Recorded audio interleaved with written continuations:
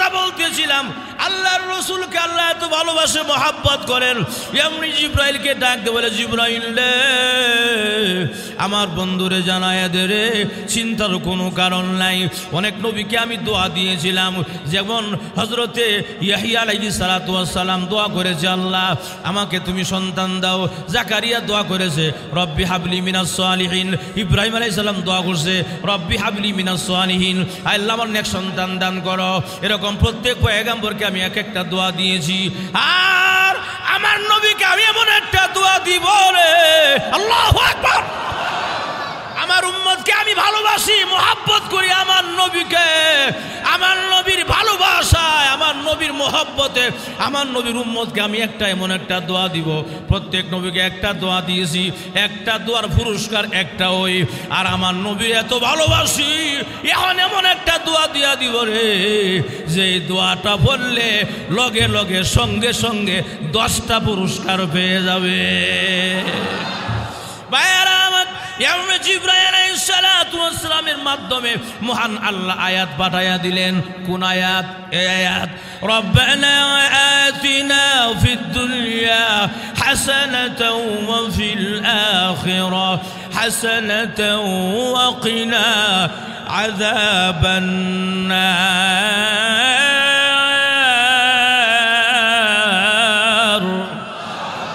আগানবীজি, আপনার উম্মতকে আমি এত ভালোবাসি, এত মহাব্বত করি গো নবীজি। আপনার নবীর ভালোবাসা, আপনার ভালোবাসায় আপনার উম্মতকে আমি একটা দোয়া দিলাম। এই দোয়াটা পড়তে দেরি হবে, 10টা পুরস্কার দিতে দেরি করব না। জোরে করে আল্লাহু আকবার। আল্লাহর নবী দোয়াটা পায়া খুশি হইলেন। আয়াতের মাধ্যমে আল্লাহ নাজিল করে দিলেন কোরআনের আয়াতে। এই জন্য রব্বানা আতিনা ফিদ দুনিয়া হাসানা ওয়া ফিল আখিরাতি হাসানা ওয়া কিনা আযাবান নার। এরকম ভাবে দেখা যায় আমরা নামাজের মধ্যে তেলাওয়াত করি, এরকম দেখা যায় কোরআন তেলাওয়াত করলেও তেলাওয়াত করি, দোয়ার মধ্যে আমরা তেলাওয়াত করি। বেশিরভাগ মানুষের এই দোয়াটা মুখস্থ হয়ে গেছে। এটা ভালো একটা লক্ষণ রে ভাই। এই দোয়াটা বেশি বেশি পড়লে মহান আল্লাহ আপনাকে আমাকে 10টা পুরস্কার দিয়া দিবে। দূর দূরান্ত থেকে আগত ইসলাম প্রিয়, কোরআন প্রিয় নৌজওয়ান যুবক ভাইয়েরা, সাদা দাড়িওয়ালা, বাবার বয়সের, দাদার বয়সের মুরব্বীরা, সর্বস্তরে সম্মানিত সুধীমণ্ডলী, আল্লাহ পাকের দরবারে শুকর আদায় করছি যে আল্লাহ পাক আমাদের সকলকে যথাসময়ে আসার, বসার, শরীক হওয়ার তৌফিক দান করেছেন। এই জন্য মহান আল্লাহ পাকের দরবারে কালিমাতুশ শুকর আদা করছি, আলহামদুলিল্লাহ। আমরা গত জুমা একটা বিষয় আলোচনা করেছিলাম, তাওয়াক্কুল, ভরসা। আপনাদের মনে আছে কি? ভরসা থাকবে মুমিনের কার উপরে? আল্লাহর উপরে। সদা সর্বদাই আল্লাহর উপরে তাওয়াক্কুল থাকা, আল্লাহর দিকে মুতাওয়াজ্জু থাকা। আর সেই মুতাওয়াজ্জুরা হতে হবে নিয়মতান্ত্রিক, ডিসিপ্লিন মেনে, নিয়ম মেনে সেই মুতাওয়াজ্জু হতে হবে। মন মতো মুতাওয়াজ্জু হলে হয় না। সেই মুতাওয়াজ্জু হতে হবে নামাজের মাধ্যমে, সেজদার মাধ্যমে আল্লাহর দিকে মুতাওয়াজ্জু হওয়া। আল্লাহর রসুল, আমাদের নবী, দু জাহানের নবী, সরকার দু আলম, আহমদ মুস্তফা, মুহাম্মদ মুস্তফা, মুহাম্মদুর রসুল্লাহ সাল্লাল্লাহু আলাইহি ওয়াসাল্লাম, ওনার পায়ের জুতার স্যান্ডেলের ফিতা ছিঁড়ে গেছে। ফিতা, আমাদের নবীজির পায়ের স্যান্ডেলের ফিতা। এই ফিতা ছেঁড়ার সঙ্গে সঙ্গে আল্লাহ রসুল 2 রাকাত নামাজ দাঁড়ায় গেছে। না সুবহানাল্লাহ, আস্তে কর। সামান্য একটা জিনিস, ফিতার কয় টাকা? একটা ফিতার দাম 10 টাকা ধরেন আমাদের বর্তমান সমাজে, দেশে, বা 15 টাকা, 20 টাকা। একটা ফিতার জন্য নামাজের মধ্যে দাঁড়ায় গেছে, 2 রাকাত নামাজ পড়ে। নামাজ শেষে 2টা হাত বাড়াইছে আল্লাহর কাছে, আল্লাহ আমার জুতার ফিতা ছেড়ে গেছে, ফিতার ব্যবস্থা করে দাও। আল্লাহু আকবার, জোরে কর। কেমন নবী আমাদের? সামান্য একটা জুতার ফিতা ছিঁড়া গেছে, স্যান্ডেলের ফিতা, এটার জন্য আল্লাহর কাছে নামাজ পড়া চায়। আমাদেরকে শিক্ষা দিয়ে গেছে, ও আমার উম্মত, তোর বিপদে আপদে সদা সর্বদাই মোতাওয়াজ্জু থাকবি আল্লাহর দিকে। সুবহানাল্লাহ। বিপদ থেকে উদ্ধার করার মালিক কে? দুঃখ কষ্ট দূর করার মালিক কে? অতএব মোতাওয়াজ্জু থাকবো কার দিকে? আল্লাহর দিকে, কোনো বাবার দিকে না, কোনো বাবার মাজারে নয়, বাজারে নয়, দরগায় নয়, একমাত্র আল্লাহর দিকে মোতাওয়াজ্জু থাকা, নামাজের মাধ্যমে, সেজদার মাধ্যমে। আমাদের নবী যে কোনো বিষয়ে, যে কোনো ছোট থেকে ছোট, বড় থেকে বড়, যে কোনো বিষয়ে প্রয়োজন হয়েছে 2 রাকাত নামাজে দাঁড়ায় গেছে না। সুবহানাল্লাহ। ব্যবসা ভালো না, শীত তখন পরাপুরি আইছে না, তখন ওই সুবহানাল্লাহর আওয়াজ কমে গেছে। সুবহানাল্লাহ কইলে লাভ আছে না নাই? ওখানে আসতে লাভ আছে না নাই? আল্লাহ রাব্বুল আলামিন 2 জান্নাতীকে 2 পাশে রাখবে, 2 জান্নাতীকে 2 পাশে রাখবে। একজন জান্নাতি কিন্তু সকলে আরামে থাকবে। জান্নাত কষ্টের জায়গা নয়, কিসের জায়গা? আরামের জায়গা, শান্তির জায়গা। হঠাৎ করে দেখে একজন জান্নাতি এমন জোরে চিৎকার করতেছে, জিজ্ঞাসা করা হলো, তোমার এত আরামের জায়গা রেখে তুমি চিৎকার করো কেন? জান্নাত চিৎকার করার জায়গা নয়। তোমার কোনো অসুবিধা হচ্ছে বা তোমার কোনো কষ্ট হচ্ছে নাকি? বলে না না না, কোনো কষ্ট নাই আমার, আমি আরামে আছি, আমার কোনো কষ্ট নাই, চিৎকার করো কেন? বলে আল্লাহ, আমারও জান্নাতে সুঘ্রাণ আছে, কিন্তু আমার কাছে আমার জান্নাতের সুঘ্রাণ থেকেও একটা স্পেশাল একটা সুঘ্রাণ আসতেছে আমার কাছে। এত পাওয়ার সেই সুঘ্রাণের, মুখরিত হয়ে যাচ্ছে। এবং আমার যে জান্নাতের সুঘ্রাণটা, এটা ওই গ্রানের কাছে কিছুই না, আমারটাকে ম্লান করে দিচ্ছে, আমার সুঘ্রাণটাকে নিচে ফেলাইয়া দিছে ওই আরেকটা সুঘ্রাণ আইসা। সুবহানাল্লাহ। এটা কোন জায়গার সুঘ্রাণটা আমার যদি জানার ইচ্ছা হয়েছে, যদি জানতে পারতাম। আল্লাহ রাব্বুল আলামিন বলেন, এটা তোমার পার্শ্ববর্তী জান্নাতের গ্রান। সুবহানাল্লাহ। আল্লাহ আমার জান্নাতেও গ্রান দিছেন, ওনার জান্নাতেও গ্রান দিছেন, সুগ্রান, কিন্তু ওনারটার জান্নাতের পাওয়ার এত বেশি, গ্রানের পাওয়ার এত বেশি, আমার পাওয়ারটাকে, জান্নাতের সুগ্রানের পাওয়ারটাকে ম্লান করে দিচ্ছে এবং নিচে বালাই দিছে। ওনারটাই জয় লাভ করলো, সুগ্রানটা এত মুখরিত করছে আমাকে। উনি আমার কাছে কতটুক দূরে আছে, বা আমার কাছ থেকে কতটুক দূরত্ব ওনার জান্নাতটা? কই তো পাশে, তোমার পাশের জান্নাতি। বলে দূরত্ব কতটুকু আল্লাহ? বলে 500 বছরের রাস্তা। কত বছরের? 500 বছরের দূরের রাস্তা থেকে, ওই 500 বছরের দূর থেকেও জান্নাতের গ্রানটা এসে আরেকজন জান্নাতের নাকে লাগতেছে। সুবহানাল্লাহ। জিজ্ঞাসা করা হলো, তুমি কি জানতে চাও ওই জান্নাতি গ্রানটা তো বেশি কেন? অবশ্যই জানতে চাই আল্লাহ। এত সুগ্রান মুখরিত, আমার কাছ পর্যন্ত জান্নাতে তার গ্রান এসে আমার গ্রানকে নিচে ফেলাইয়া দিছে। আমি তার গ্রানটা মানে শুকার জন্য পাগল পারা হয়ে থাকি, এবং আমি তার গ্রানটাই শুকি, আমার জান্নাতে গ্রানের কোনো ভাবটাও নাই তার কাছে। আল্লাহ তা এমন কি সুগ্রান লাগাইছে, বা কিভাবে তার এমন গ্রানটার এত পাওয়ার কেন? আল্লাহ রাব্বুল আলামিনের পক্ষ থেকে ডাক আসবে, ও আমার বান্দা, তুমিও জান্নাতি, সেও জান্নাতি, তোমার যে আমল তারও সেই আমল, কিন্তু আমার বান্দা, যেই বান্দা গ্রানটা বেশি আসতেছে, তোমার চাইতে একবার সুবহানাল্লাহ বলছিল বেশি। সুবহানাল্লাহটা তোমারও যে পরিমাণ আমল, তারও সেই পরিমাণ আমল, কিন্তু তোমার চাইতে সুবহানাল্লাহ তার একবার বেশি আছে। সুবহানাল্লাহ। এই সুবহানাল্লাহটা বেশি হওয়ার কারণে তার সুগ্রানটা তোমার এখানে আসতেছে, এবং তার গ্রানটাই তোমাকে কাবু করতেছে বারবার, এবং তোমার মাতোয়ারা করতেছে। আমার প্রশংসা, আমার পবিত্রতা ঘোষণা করেছে। সুবহানাল্লাহ শব্দের অর্থ কি? আল্লাহ পুত পবিত্র, আল্লাহ পুত পবিত্র। আমার প্রশংসা করেছে, আমার পবিত্রতা ঘোষণা করেছে আমার বান্দা তোমার সাথে একবার বেশি, আর একবার বেশি হওয়ার কারণে তার গ্রামটা তোমার এখানে পর্যন্ত 500 বছর রাস্তা দূরত্ব পৌঁছাই দিয়েছে। কোন সুবহানাল্লাহ। বান্দা তখন আফসোস করবে, আল্লাহ কি কামরা করলাম দুনিয়াতে, কেন সুবহানাল্লাহ বেশি কইলাম না? সুবহানাল্লাহ নাই, ওহনো সুবহানাল্লাহ কোনা। আপনার আমার ওয়াজ মনোযোগ আসেনি? হ্যাঁ সুবহানাল্লাহ ওখানে জোরে কর না, জোরে কর সুবহানাল্লাহ।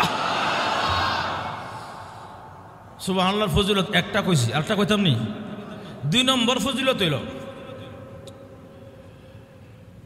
আল্লাহর রসুল বলেন যখন কোনো বান্দা একবার সুবহানাল্লাহ বলে, জান্নাতের ভিতরে তার জন্য একটা বিশাল গাছ লাগাই দেওয়া হয়।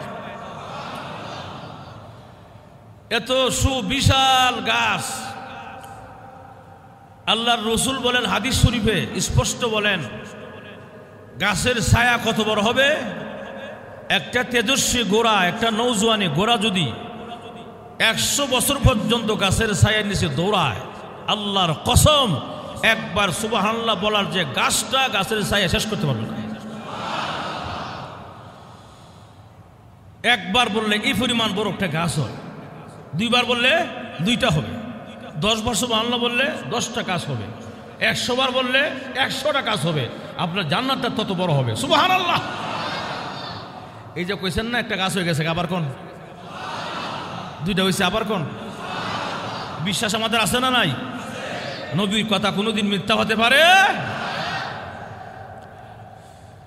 এই জন্য সুবহানাল্লাহর আমলটা বেশি বেশি করবেন, সুবহানাল্লাহটা জিকিরটা বেশি বেশি করবেন। সুবহানাল্লাহ সুবহানাল্লাহ।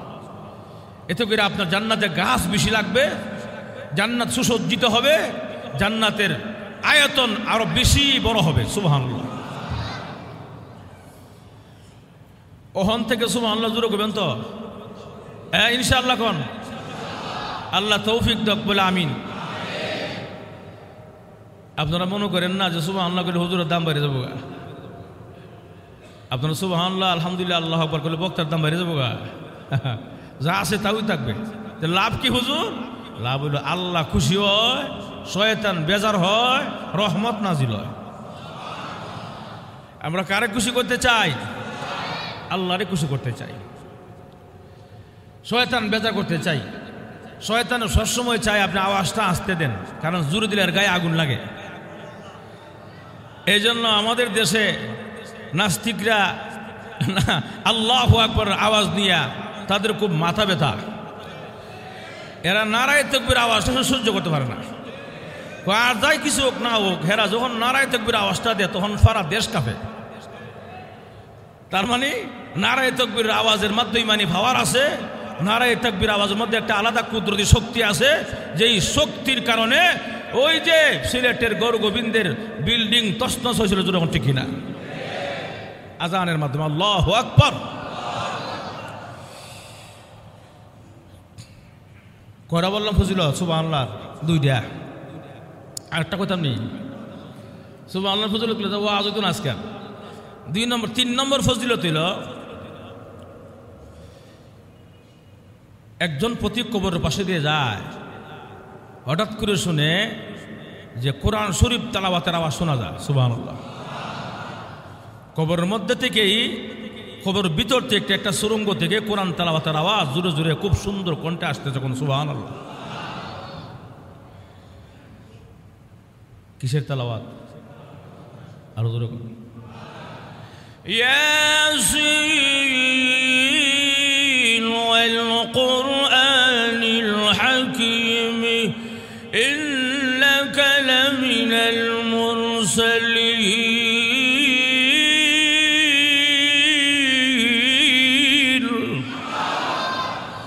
এত সুন্দর আওয়াজ শুনে প্রতিজ্ঞ সর্বনাশ।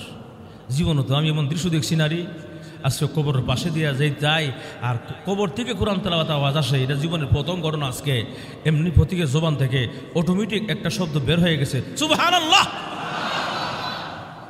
এই প্রতীক আল্লাহর কোরআন তেলাওয়াত শুনে কি বলল? সুবহানাল্লাহ সুবহানাল্লাহ শব্দটা বলতে দেরি এমনি শুনে কবরের তেলাওয়াত বন্ধ হয়ে গেছে। তেলাওয়াত বন্ধ হয়ে গেছে গা, এমনি শুনতেছে কবর থেকে আরেকটা রিপ্লাই আওয়াজ আসতেছে, কোরআন তেলাওয়াত সারা ভিন্ন আরেকটি আওয়াজ আসতেছে। কোন সুবহানাল্লাহ। প্রতীক শুনক, আশ্চর্য হয় কোনো লাভ নাই। প্রতীক রে, আশ্চর্য হয়ে কোনো লাভ নাই। তুমি যে একবার সুবহানাল্লাহ বলেছ, তোমার সুবহানাল্লাহটা আমাকে দিয়ে দাও, আমার কোরআন তেলাওয়াত তুমি নিয়ে যাও। এরা প্রতীক শুনো, এই কবরে একবার নয়, দুইবার নয়, তিনবার নয়, পাঁচবার নয়, সাতবার নয়। আমি এই কবরে জগতে আল্লাহর কোরআনকে 10 বার খতম করেছি, কিন্তু কোনো দাম নাই, কোনো লাভ নাই। কেন লাভ নাই? ওই যে যখন নাকি দুনিয়ার জমিন থেকে রুহুটা বের হয়ে সাদা কাপড়ে প্যাকেট বানাইয়া যখন অন্ধকার কবরে রেখে দেয়, তখন বান্দা যতই আমল করে, যতই খতম করে, কোনো লাভ নাই, আমল নামা বন্ধ। ঠিক নেই? এর প্রতীক শোনো, তুমি কি জানো আমার কোরআন তেলাওয়াতের খতম থেকেও তোমার সুবহানাল্লাহর দাম এত বেশি। প্রতীক রে, আমার সাথে লেনদেন করো। কিসের লেনদেন? আমরা সমাজে লেনদেন আছে না? ওই দোকান আসতে করে লেনদেন আছে না? 1000 টাকা নে, 100 বাড়াইয়া দে। হ্যাঁ, 10,000 টাকা নে, কত? 1000 বাড়াইয়া দে। আছে না নাই? এটাও লেনদেন আমাদের সমাজে। 1000 টাকা নে, 100 বাড়াইয়া দে, 10,000 নে, 1000 বাড়াইয়া দে। এটা হইল মহান আল্লাহর তরফ থেকে। আল্লাহ তামাম চিরকালের জন্য হারাম করে দিয়েছে। সুদ খাওয়া হালাল না হারাম? নাস্তে কো সুদ খাওয়া হারাম, যেরকম হারাম। কার কথা? وأحل الله البيع وحرم الربا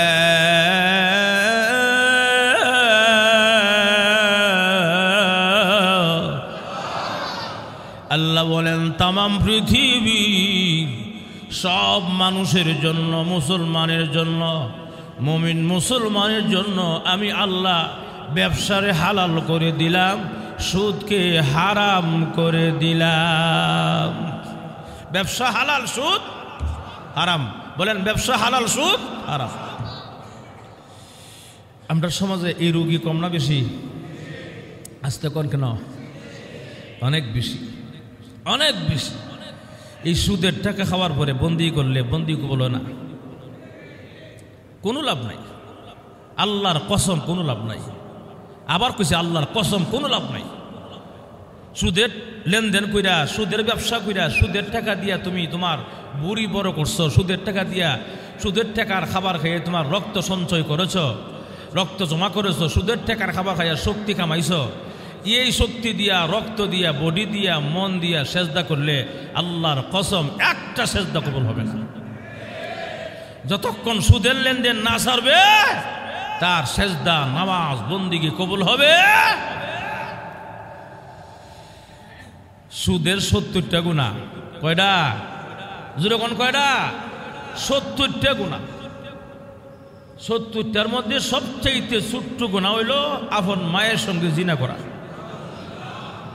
নাউজুবিল্লাহ।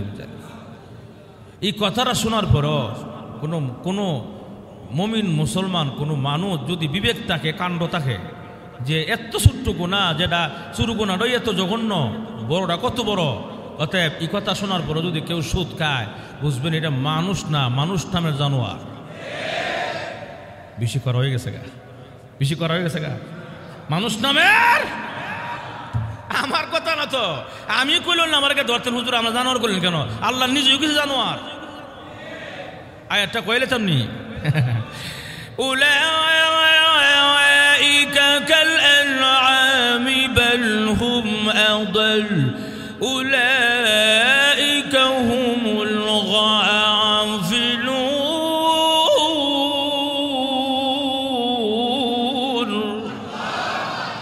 আল্লাহ বলে যারা বুঝতেও বুঝে না, না বুঝার বান ধরে, এরা কি করে জানেননি? মোল্লারা কয়, মোল্লারা কয় সুদ বলে হারাম, বেটা বাদ দে, সুদ ব্যবসার মতোই হালাল, খা আরো খা, আছে না নাই? এই কথাটা যারা কয় আল্লাহ নিজে কেছে এরা চতুষ্পদ জানোয়ারের চাইতে আরো নিচে, আরো নিকৃষ্ট জোরকার নাউজুবিল্লাহ। তাহলে জানোয়ার কথাটাকে আমি কইছি, কে কইছে? আরো সুদ খায়েন, যা পারেন খান। নিকৃষ্ট কথা শোনার পর যদি সুদ খায়, মানুষ না জানোয়ার।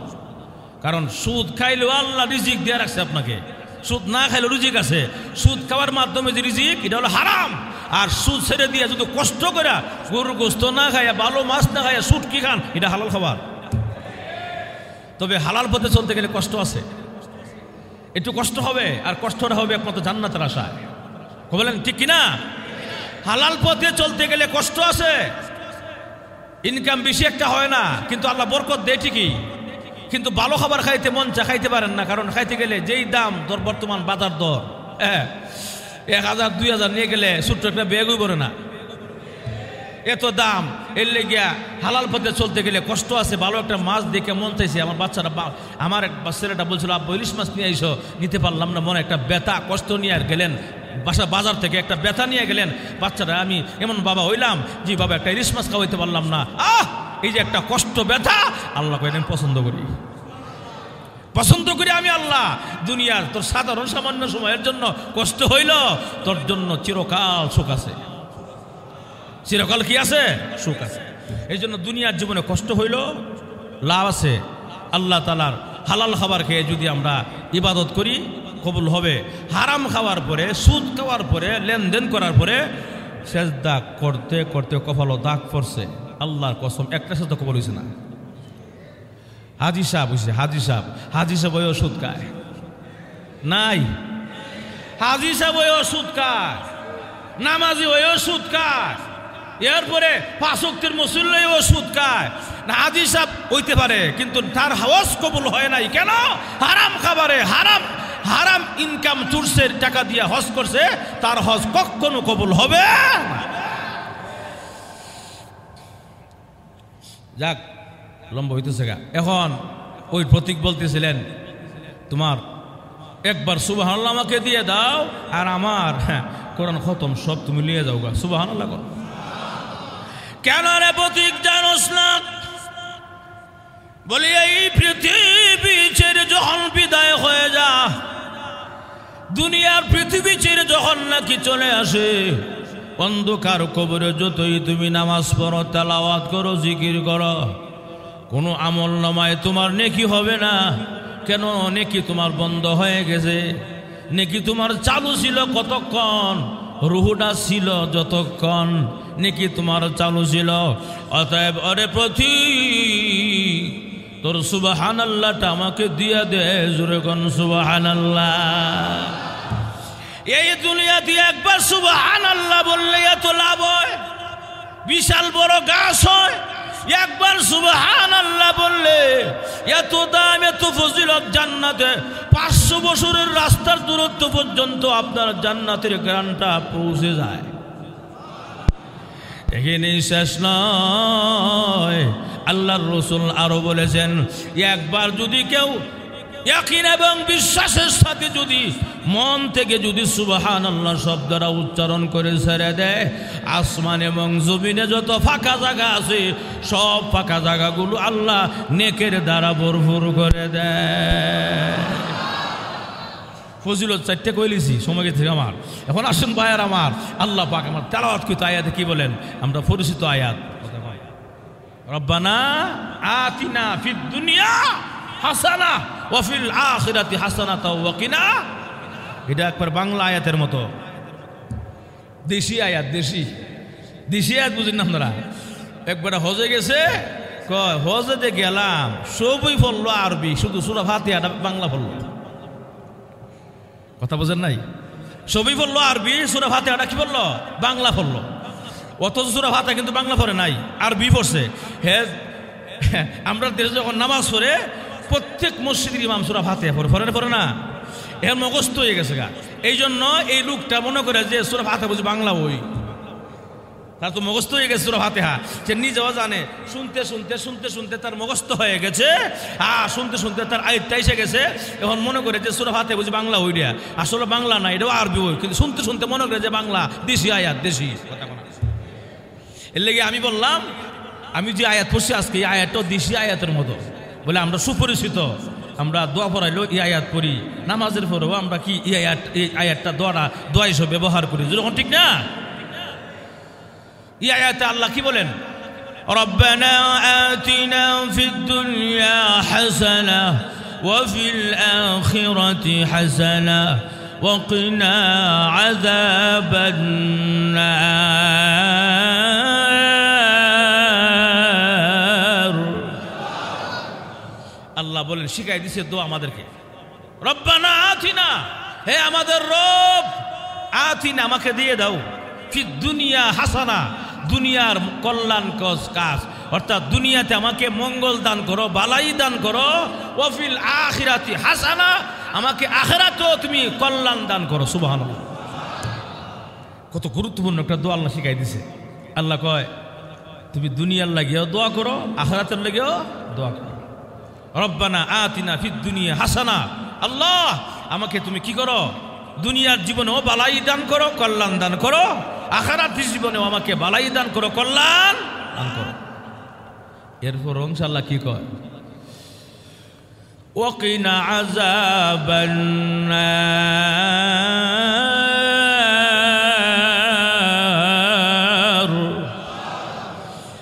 আল্লাহ বলেন তুমি এটাও বলো, দোয়া করে দুনিয়ার বালাই চাও, আখিরাতের বালাই চাও, শেষ এই কথাটাও বইল, আল্লাহ আমাকে জাহান্নামের চিরস্থায়ী আযাব থেকে হেফাজত করো। দোয়াটা সুন্দর না? দোয়াটা সুন্দর না? আপনার এই সামান্য একটা আয়াতের ভিতরে আপনার দোয়া হয়ে গেছে সারা জীবনের দোয়া। রব্বানা আতিনা ফিদ দুনিয়া হাসানা ওয়া ফিল আখিরাতি হাসানাতাও ওয়া কিনা আযাবান নার। আল্লাহ আমাকে জাহান্নামের আগুন থেকে তুমি মাফ করে দিও, আমাকে হেফাজত করিও, আমাকে তুমি রক্ষা দিও। এইভাবে দোয়া। আল্লাহর রাসূল বিশ্ব নবী রাহমাতুল লিল আলামিন মন খারাপ করে বসে রয়েছে, মনটা খুব খারাপ, খুব চিন্তায় মগ্ন। এখন আমি কি বলতেছি? আয়াতের তর্জমা বললাম, এখন বলতেছি শানে নজুল। আয়াতের কি বলতেছি? শানে নজুল। বুঝেন না আপনারা? আয়াতটা কোন কারণ নাযিল হয়েছে, কোন প্রেক্ষাপটে? প্রেক্ষাপট বলতেছি, প্রেক্ষাপট। আয়াতের শানে নজুল এলো আল্লাহ রসুল মন খারাপ করে বসা, এবং খুব গভীর একটা ধ্যানের মধ্যে বসা, মন খারাপ করে কি জন্য চিন্তা করতেছে, ভাবতেছে। বলেন রসুলের মন খারাপ আল্লাহ দেখেনি? সব আস্তে করি, আল্লাহ সব দেখতেছে। আল্লাহকে জিবরাইল আমার বন্ধুকে সালাম দে আর জিজ্ঞাসা করো আমার বন্ধুর মনটা কেন খারাপ। সুবহানাল্লাহ। জিবরাইল আল্লাহর পারমিশন পাইতে দেরি, আসতে দেরি নাই। সুবহানাল্লাহ। জিবরাইলকে আল্লাহ পাকা দিছে কয়শত? 600 নূরের পাকা। বলেন কয়শত? 600 নূরের পাকা দিছে আল্লাহ জিবরাইলকে। হ্যাঁ, এত বড় জিবরাইল, একটু বলে ফেলে 1 মিনিটে একটা ধারণা দেয়া লাই। এত বড় জিবরাইল ফেরেশতা, আল্লাহর রসুল বলেন আমার জীবনে 2 বার জিবরাইল ফেরেশতাকে আমি বাস্তবে দেখেছি। সরাসরি আমি জিবরাইলকে আসল সুরতে আমি কয়বার দেখছি? 2 বার। যখন দেখছি জিবরাইল রে, দেখি পাও নিচ পাতা থেকে নিয়ে হাঁটু পর্যন্ত, এক করে জমিন থেকে আসমান পর্যন্ত উঁচা না হয়েছে না? সুবহানাল্লাহ। আল্লাহর রসুল বলে আমার জীবনে 2 বার আমি জিবরাইলকে আসল সুরত দেখছি। আসল সুরতে দেখতে গিয়ে জিবরাইলকে আমি দেখি উনার পাও পাতা থেকে, পায়ের টাকনো থেকে নিয়ে হাঁটু পর্যন্ত, এই জমিন থেকে আসমান পর্যন্ত উঁচা। তেফাবের হাঁটু থেকে নিয়ে নিচ পর্যন্ত যদি এত উঁচা হয় তো ফেরেশতা কত বড়? সুবহানাল্লাহ নাই জোরে কোন আল্লাহু আকবার। তাহলে এত বড় ফেরেশতা, তাহলে তার পাকা 600 দূরের পাকাটা কি মনে করেন যে আমরা ওই দুয়েল পাখির মতো? হ্যাঁ, এমন বড় পাকা হবে, বিশাল বড় পাকা। আল্লাহর রাসূল বলেছেন জিবরাইলের 600 দূরের পাকা, 600 থেকে শুধু একটা ডানা প্রশস্ত করলে পৃথিবীর এক প্রান্ত থেকে আগের আরেক প্রান্ত পর্যন্ত সব ডেকে যায়। এত বড় ফেরেশতা জিবরাইল। আল্লাহ রাসূল বলেন আমার নিজের বাস্তব চোখে এবং সরাসরি আসল সুরতে জিবরাইলকে আমি 2 বার দেখছি, এই হলো হালত। এখন যাই হোক, জিবরাইল আলাইহিস সালাতু ওয়াস সালাম আয়েশা রাসূলকে সালাম দিলেন, হুজুর ইয়া রাসূলুল্লাহ ইয়া হাবিবাল্লাহ, আল্লাহর নবী গো মহান আল্লাহ আপনাকে সালাম দিয়েছেন। সুবহানাল্লাহ। কে রে জিবরাইল, কেন? মহান আল্লাহ জানতে চেয়েছেন আপনার মন খারাপ কেন? আপনার মন খারাপ দেখা যায় এমনি আল্লাহর নবী জবাব দেয়, জিবরাইল রে তুই আমার হাসাইলে, মন খারাপের মধ্যে আমার হাসাইলে কেন গো নবী? আমার মন খারাপ কেন আমার আল্লাহকে জানে না? আগার নবী জানে, কিন্তু আপনি বললে ভালো হয়। আপনার জবান থেকে, পবিত্র জবান থেকে আল্লাহ শুনতে পছন্দ করে।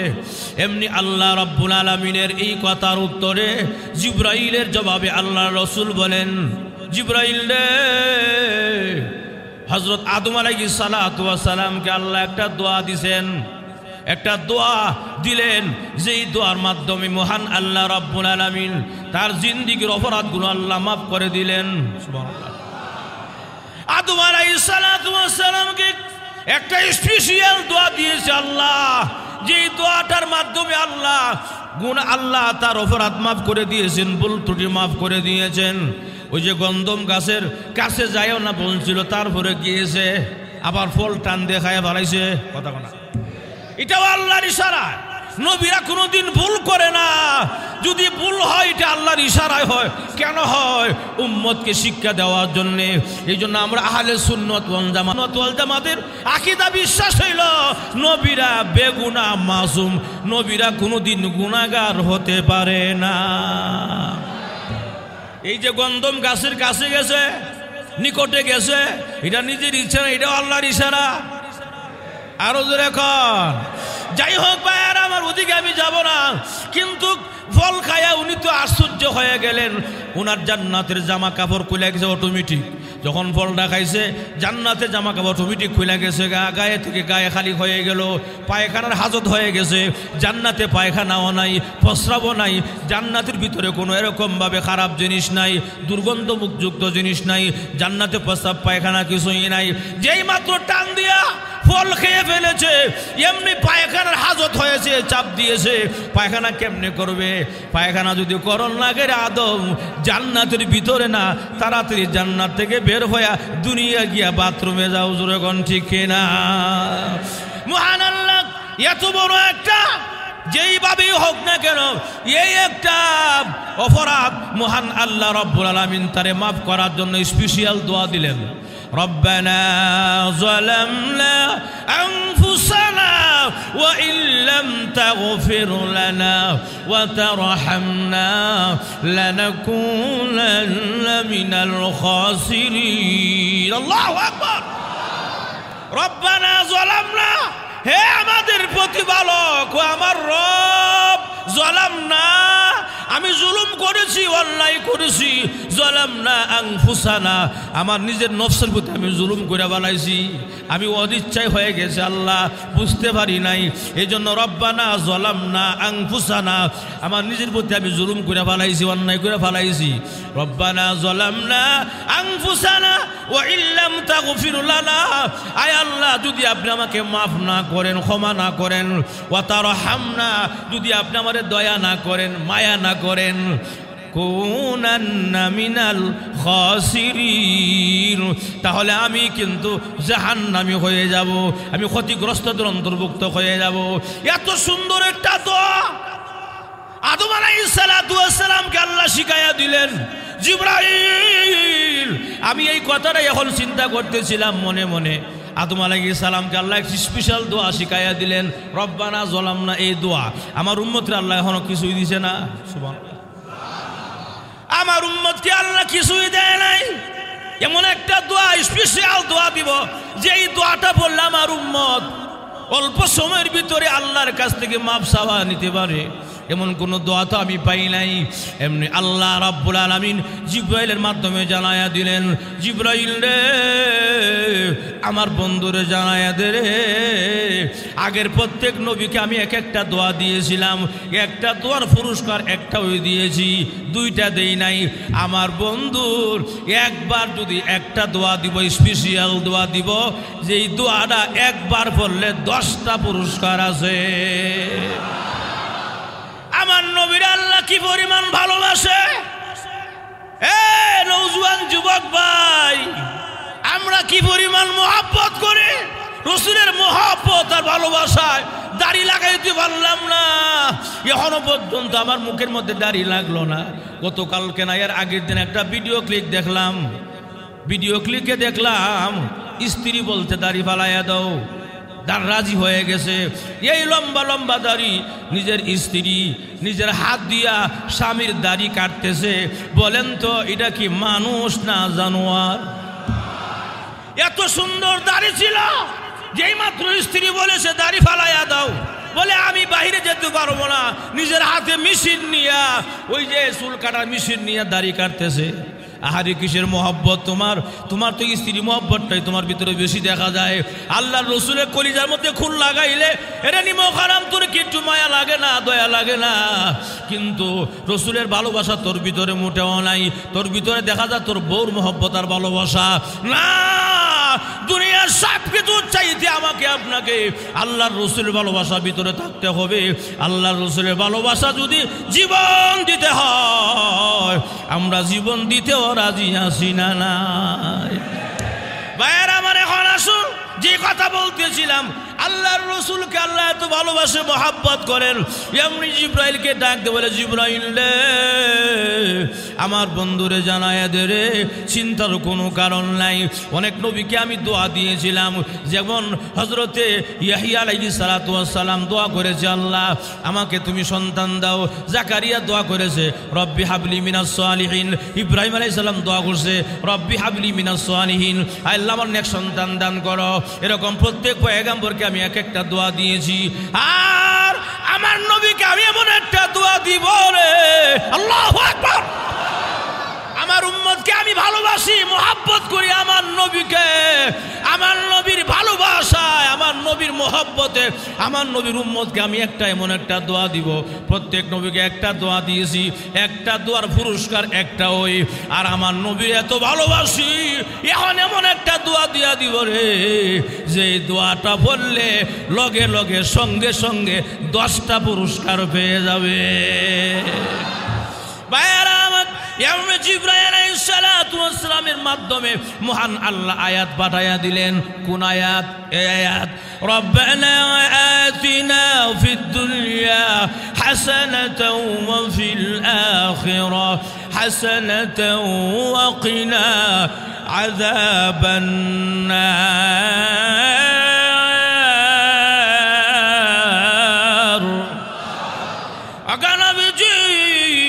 আপনার উম্মতকে আমি এত ভালোবাসি, এত মহব্বত করি গো নবীজি। আপনার নবীর ভালোবাসা, আপনার ভালোবাসায় আপনার উম্মতকে আমি একটা দোয়া দিলাম। এই দোয়াটা পড়তে দেরি হবে, 10টা পুরস্কার দিতে দেরি করব না। জোরে করে আল্লাহু আকবার। আল্লাহর নবী দোয়াটা পায়া খুশি হইলেন, আয়াতের মাধ্যমে আল্লাহ নাজিল করে দিলেন কোরআনের আয়াতে। এই জন্য রব্বানা আতিনা ফিদ দুনিয়া হাসানা ওয়া ফিল আখিরাতি হাসানা ওয়া কিনা আযাবান নার। এরকম ভাবে দেখা যায় আমরা নামাজের মধ্যে তেলাওয়াত করি, এরকম দেখা যায় কোরআন তেলাওয়াত করলেও তেলাওয়াত করি, দোয়ার মধ্যে আমরা তেলাওয়াত করি। বেশিরভাগ মানুষের এই দোয়াটা মুখস্থ হয়ে গেছে, এটা ভালো একটা লক্ষণ রে ভাই। এই দোয়াটা বেশি বেশি পড়লে মহান আল্লাহ আপনাকে আমাকে 10টা পুরস্কার দিয়া দিবে। সুবহানাল্লাহ, জোরে কোনা দোয়া করবেন বেশি কইরা। এই দোয়া করতে বখিলাতি করবেন না।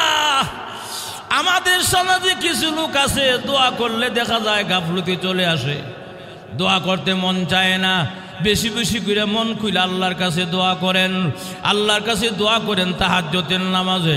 আল্লাহ বলে বান্দারে কেউ নাই অন্ধকারে, তোর মা তোর পাশেই ঘুমাইতেছে, তোর ওয়াইফ তোর পাশেই ঘুমাইতেছে, তোর বাবা তোর সন্তানরা তোর পাশে ঘুমাইতেছে, সবাই ঘুমায় আর ঘুমায় রাতের অন্ধকারে। রে বান্দা গভীর রজনীতে অন্ধকারে সেজদার মধ্যে পড়ে গেছিস রে বান্দা, কেউ দেখে না, কেউ দেখে না, আমি আল্লাহ দেখি এবং আমি আল্লাহর ভালো লাগে আর আমি আল্লাহ পছন্দ কইরা তোর জিন্দেগির গুনাহ মাফ করে দেয়। তাহাজ্জুদের নামাজ পড়ার অভ্যাস করেন। তাহাজ্জুদের নামাজের মাধ্যমে আল্লাহর সন্তুষ্টি বেশি লাভ হয়। স্পেশাল একটা নামাজ আল্লাহ আমাদেরকে দিলেন, আমার নবীকে দান করলেন। এই নামাজটা যদিও আগে এক সময় ওয়াজিব ছিল, ফরজ ছিল, কিন্তু আল্লাহ উম্মতের কষ্ট হবে বিদায় আল্লাহ তাআলা নফল করে দিয়েছেন। পড়লে বড় সওয়াব আছে, না পড়লে কোনো গুনাহ নাই। এই জন্য তাহাজ্জুদের নামাজটা পড়লে আল্লাহ বেশি খুশি হয়। কথা কোন? আল্লাহ বেশি খুশি হয় নামাজের মাধ্যমে। এক রাতের অন্ধকারে যদি আপনার ঘরের সকলে ঘুমায় আছে কিন্তু আপনি সজাগ আল্লাহর কাছে চোখের পানি সারেন আন কান্দেন, আল্লাহ তখন বলেন ওয়া ইজা সাআলাকা ইবাদি আন্নি ফাইন্নী করিব। আল্লাহু আকবার। ওয়া ইজা সাআলাকা ইবাদি আন্নি ফাইন্নী করিব। এ আমার বান্দা মনে করিস না যে আমি আল্লাহ দেখি না আর শুনি না। বান্দারে তুই আমার কাছে চা। ওয়াইজা সাআলাকা ইবাদি, আমার বান্দা যখন আমার কাছে চায়, দোয়া করে চায়, ফাইন্নী করিব, আমি আমার বান্দার অনেক কাছে, অনেক কাছে। তার মানে হলো আমি আমার বান্দার শারগের চাইতে আরো কাছে।